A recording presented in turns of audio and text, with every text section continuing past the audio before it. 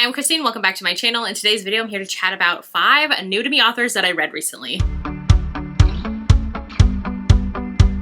Alright, so I think I mentioned this in a few videos now, but for the past month and a half, I've just been kind of not connecting with books, not having favorite reads, which is super sad. I've been reading a ton of books. None of them are hitting. None of them are landing. Even books that I was hyped for or excited to get to haven't been hitting either. So I've been kind of just jumping around and trying a lot of different things. I've been reading like backlist reads. I have done rereads. I have books as well that were kind of on my Kindle for over a year that I tried as well, which that video is up as well if you want to go watch that one.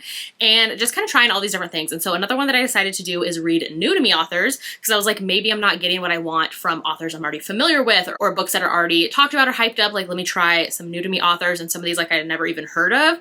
So I tried that out, and we're gonna talk about my results. So first up was Love and Hockey by Monty J. I did talk about this one as well in the 3 books that have been on my Kindle for over a year. So if you want to see more thoughts, I do talk about it more over there as well. But basically this one is a very angsty, very emotional, very melodramatic, very flowery writing. This one is a hockey sports romance where the hero and the heroine actually both play hockey. The heroine has been raised by her single father her whole life, and so he is like a hockey legend, and the hero is actually his teammate and friend, and so he's been in the heroine's life since she was 10, the hero was 18, so there is that 8-year age gap, and we kind of see the exploration of their friendship, their relationship, how it kind of evolves over time as they get older. I think we end up spending like 12 or 14 years with both of them, so we kind of see them age up as the chapters go on. So this one I actually ended up giving 4 stars to, so I did like it. I do plan to read from this author again in the future. This one I actually found out after I finished it that this was their debut book, and they have since published a bunch more books since, so they do have a backlist out there. So this one was their debut, so some of the issues that I had with it, maybe like the editing or how long it was, and just kind of like the melodramaticness of it all.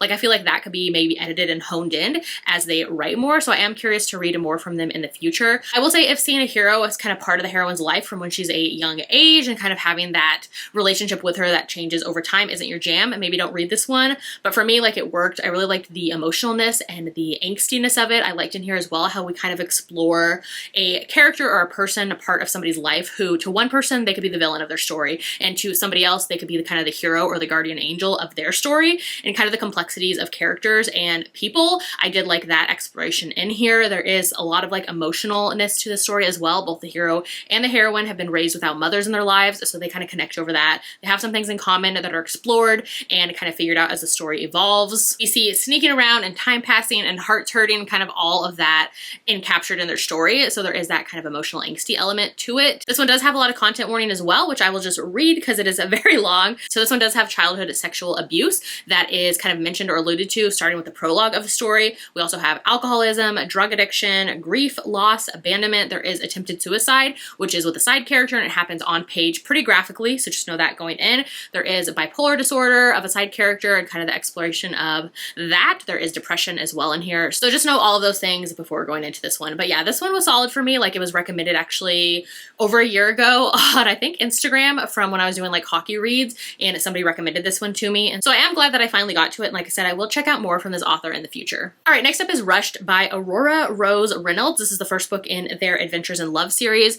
So this author, I feel like I've seen the name before, but I never really knew what their books were about. I thought their covers though are super pretty, super stunning. I love this very like small town vibe and feel. I love this like very romanticness in wilderness. Like, I love covers like that. So that's definitely what grabbed my attention. This author was actually recommended to me from Amazon, where sometimes, you know, Amazon will say like, hey, you liked this book, you might want to check out this book. So that's kind of how I was recommended this one. It was directly from Amazon based off of like other books that I like. So this one I also decided to try out because it came with the Kindle Unlimited read and listen feature, where basically if you check this book out on Kindle Unlimited, while you have the ebook on your Kindle, you also get the audiobook from Audible, so you can like read and listen as you read it. And so I decided to jump into it that way. So this one is a small town romance. It is a Montana setting, kind of like this wilderness survival kind of trek and guide. This one though sadly didn't work for me. I ended up giving it 2 stars, so I will not probably pick up anything more from this author in the future. This one actually starts off with the heroine actually getting dumped by her fiance just a couple days before their wedding, and so she's heartbroken, and she also has this like plan for their kind of honeymoon trip was to go on this couples retreat in Montana, and so she decides, you know what, like, it's already paid for, I'm still going, and so she ends up going to this couples retreat solo. And so there's other couples there as well. And so she ends up talking to like the company who's doing this retreat, and she talks to the owner, and they're like, well, we can help you out. Like, you can still come, and the owner of the retreat will be kind of like your partner for all of these kind of like couple related activities, since you need a partner in a couple. So it kind of goes from there. So we see the hero and the heroine kind of explore the Montana wilderness together. The hero is very much this like rugged wilderness owner, and so they kind of connect really quickly. I felt like this one was just a little too insta-lovey for me, which is not my favorite thing. I felt like their relationship was really surface level. This was a shorter book, but there was so much happening outside of the couple's story that I felt like just didn't add anything to the story. Like, I didn't care about the rest of the plot. I wanted like more focus on their relationship and romance, which we didn't really get. The whole book is kind of one of those books where it just felt very bland, very forgettable even as I was reading it, which is never a good sign. Like I said, the cover is stunning, is gorgeous. I love that. It is available on Kindle Unlimited with Read and Listen. So I don't know if it sounds appealing to you, maybe check it out. Personally, I wouldn't recommend it, but I mean, to each their own. So next up, I read The Cruelest Kind of Hate by Celeste Byers. So this one was again kind of recommended to me by Kindle, by Amazon. Basically, I was on Kindle Unlimited and it was night and I needed a new read. And this one I saw was a new release. It had just come out. It was like midnight. And so I decided to, you know what, like give it a try. I'm here for hockey romances. Let's try a new author to me. And so that is why I jumped into it. This one is a hate to love romance with a hockey hero. And then the heroine is actually a dance teacher. And so this one I actually ended up giving it 3 stars to. So there were some parts of this book that I enjoyed and liked. And there were other parts that just felt a little too cringy. That wasn't really my style. I felt like this is one of those books that was created maybe for TikTok, maybe for TikTok viewers who want kind of like every trope, every saying, everything the hero can say, all the steamy scenes, like all of that kind of just thrown into a book. This is definitely what that book felt like. Basically in this one, the heroine is a dance teacher. She's also in charge of kind of her brother, who I think is 8 years old. He's a lot younger than her. And their mother has MS and she's kind of bedridden. And so the heroine is taking care of her brother. She's been taking care of him since I think he was like in kindergarten. And so she's very much like the caretaker of their family. And so it starts off with her taking her brother to hockey camp or like to hockey practice. And so she needs a place to park in the arena, and she kind of just parks in like one of these reserved parking spots for like a certain player. And so she's like, it's fine, like I'm just dropping him off, we'll just run in. And when she comes back out to her car's blocked in. And so she goes back into the arena and is like, hey, can you page whoever's like car is behind me? Like it needs to move. It ends up being the hero's, who's like a hockey goalie. And so he's like, how dare you like take my parking spot? Like I'm not moving, deal with it. So he ends up going back out onto the ice to play. And so she's like, okay, yeah, fine, sure, yeah, I'll deal with it. So she ends up getting in her car, telling her brother like, let's go. They hop in the car and then she just like backs up right into his car. So I thought that was kind of fun how she just like does whatever, wrecked into his car and is like, you can deal with that problem now. So that's kind of how they first meet, and then they kind of go on with their lives. And so the hero, he's playing hockey. He actually gets injured during a game. And so he's taken out, he has like some problems with his hip and an injury from that. And so he's asking like the physical therapist and kind of the sports rehab people, like, what else can I do to get back on the ice? And so they're like, if you want to add in like maybe yoga or dance classes, like that will really help with kind of the flexibility and help your injury maybe heal faster. So he ends up joining a dance class, not really looking into it too much, and shows up there and realizes it is for pole dancing, and the heroine is the teacher. And so he feels uncomfortable, but also like very intrigued when he sees her up there doing her thing. And so he ends up asking her kind of separately, like, will you still like teach me how to dance? Cause like I'm here for an injury and things like that. He is very much like a cinnamon roll type of hero who I think it was described as like, he's golden retriever energy, she's black cat energy. So it has that vibe to it. So she's kind of not wanting to help him, but he asks her like, well, if you help me, like I can help you out. Like obviously you were at the arena that day for a reason. Like maybe whoever you were there for, I can help them out with hockey lessons. And so she's like, yeah, actually my brother is kind of struggling, so that would kind of help out. So she ends up helping out the hero, and then he helps out her brother. So this is one of those books where if you want a super steamy book with all of the kind of like descriptive language, descriptors happening of all the things they're getting into and then some, this book is definitely that. Very much steamy and details every single thing that is happening. So there is that. There were some moments in here where I felt like we had some quieter, sweeter moments and also like some grief being handled. So I did really like that.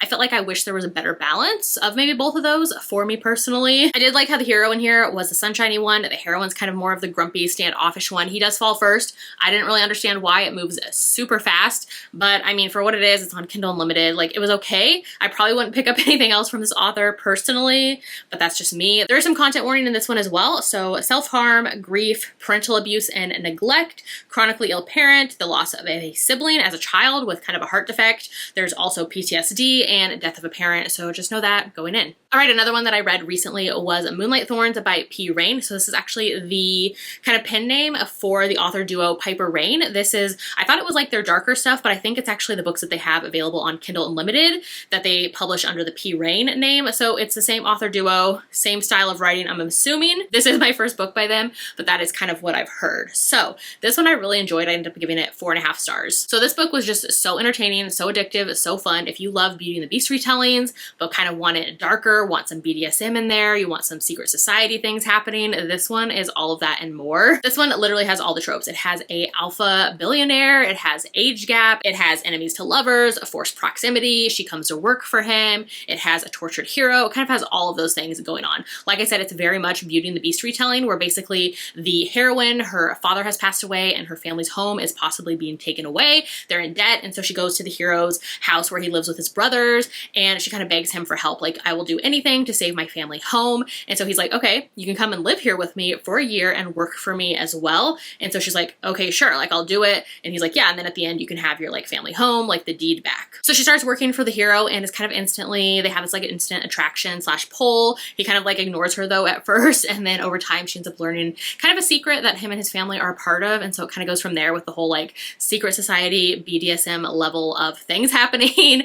And so it kind of just quickly goes from there. Like I said, this one was just super entertaining. When I read it, I had a good time with it. I felt like the backstories of this one were well developed. I love a tortured hero. I love a Beauty and the Beast retelling. The side characters were interesting. I can't wait to find out what happens to some of them going forward. Like, it was just a fun, entertaining time. If you love Beauty and the Beast retellings but want it a little bit dark, a little bit kinky and steamy, this one is definitely for you. So this is an author duo that I definitely plan to read more of in the future. So if you have a favorite from them, definitely let me know. All right, and then the last new to me author is Rachel Gillig. So I read One Dark Window, which I feel like has been getting so much hype for months now, and this one I didn't get it. I ended up giving this one 2 stars. This book is a book that I actually went back and forth with deciding if I wanted to read it, kind of just based off of the vibe I was getting from it as well as what it was described as. So it's basically a YA gothic fantasy, which I knew going in, and like, I don't have a problem with YA. I've read plenty of YA in the past. Some work for me, some don't. I mean, that's just kind of how every genre is though for me. So I knew what it was going in, and I decided, you know what, I'll give it a try. I'll put a holdout on Libby and like, you know, I'll get to it and see what the hype is about. So I ended up doing that, and it just really didn't work for me on any level, which I feel like I'm definitely in the minority for this one. So, I mean, take that for what you will, but this book just didn't work for me at all. I felt like the world building was super lacking. I felt like there was no world building. I felt like the book was too long and it just kind of dragged. I wasn't interested in the characters. They felt very surface level to me and just very stereotypical. Since they felt just very like one dimension, I was never interested in them or their story. And then the entire magic system, like, don't even get me started. They're basically trying to collect and gather up a deck of cards to find a cure for something that's happening in their world. No, it just wasn't for me. So yeah, definitely not my type of fantasy, my type of read that I enjoy. So yeah, not for me. The good thing is though, somebody else can borrow that audiobook now from the library, and I immediately returned the second book as well, which I also had out because I don't plan on reading more from this author in the future. Like I said, I know I'm in the minority for this one. I know so many people love this book. So if you love it, I'm super glad.